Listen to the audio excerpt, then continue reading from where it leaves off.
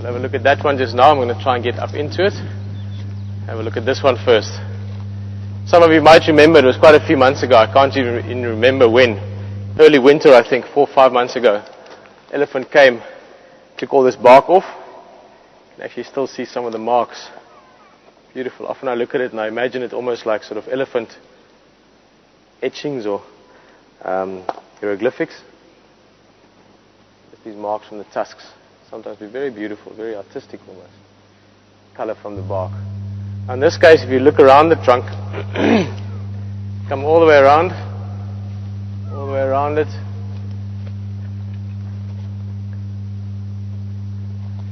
Keep coming around, you'll notice that there's no more bark left. The whole tree is just the wood now. It's interesting to see, I must say I find it actually very interesting, that the tree is flushing with new leaves. Just have a look up at the leaves there, you'll see them. And now technically, there's no more specific conductor here, if you want, between the roots and the leaves for the water and minerals and so on. So normally trees die from being ring-barked, and I'm sure this will happen to this tree as well. It must have just had enough reserves left in the other bark further up to flush, and unfortunately I don't think it'll last for much longer. But it'll certainly stand here for a long time. This is a massive tree. I don't know how old it is, 100 years plus. Maybe even quite a bit more than that, a few hundred years. This one is about the same size, it hasn't been touched by the elephants. It's got all its bark, hopefully it'll stick around for a long time. And I'm going to just try and climb it. Hopefully I can manage to do so. It's very hot today, my energy is a little bit low. But let's try.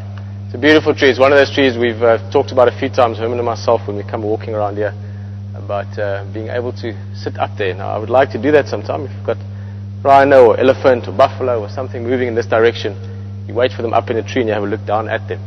But for the moment I'm going to go up and have a look around and show you a little bit about the scale of the tree and the size of it. It's a beautiful tree. And down the line with a little bit more time, hopefully we'll start getting you up into them as well sometimes.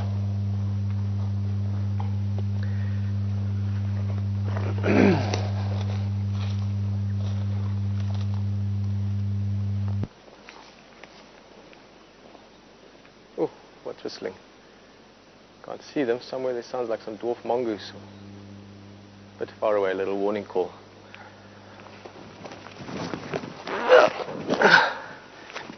A little bit hard sometimes. Much easier with the glove. Eesh.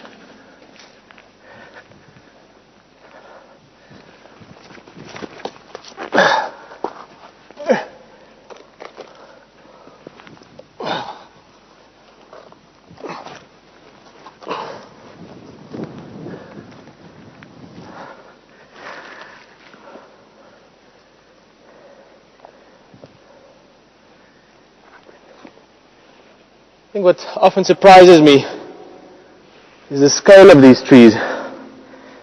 You realize it's big when you look at it from a distance and when you come up close. But it's only when you start climbing up into it that you really start appreciating the size of it.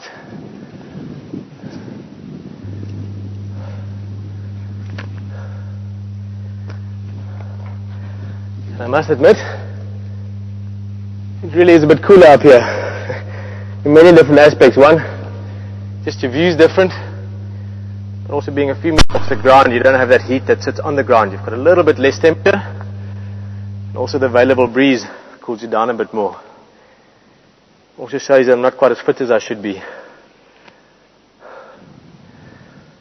I often look at these trees when I sit up in a place like this, and you can imagine a leopard just enjoying this, as we've seen them done before, see them do before. Just stretching itself out over a branch and just looking around. It's of course the big benefit. Well, lots of animals use trees, but leopard probably being our favorite example. As soon as you're up in a tree like this, I would quite comfortably watch pretty much anything from up here. Even elephants, you can get high up enough that they can't reach you. Rhino, buffalo, for leopard's case, lion, wild dog, hyena. None of those things will be able to mess with the leopard up here. or with a human for that matter. Oh, nice breeze up here. I must admit. Roman, does it feel cooler down there, or is it just still hot, sir? It's not just by chance that the breeze changed when I got up here. What is that? Oh no, just a grey lory that landed over in the brush there. Well, I think that's the end of our walk for the morning. Thank you very much for joining us. It's been a pleasure getting out here, and hopefully quite soon we'll take you to other places as well. We're still seeing what we can do, and look forward to getting out there again. See you this afternoon, 4:30. It will be probably a quite hot start to the afternoon, and I'm sure lots of things are happening towards sunset. So join us on the drive. We'll see you then. For myself, Peter and Herman, Peter in the relay point in Sipiwe. Thank you, as always, for joining us. See you later.